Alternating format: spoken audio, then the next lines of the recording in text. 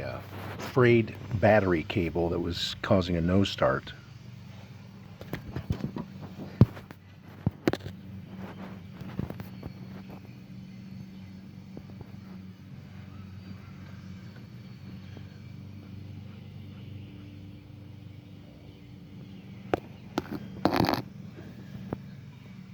And that came from there up to there.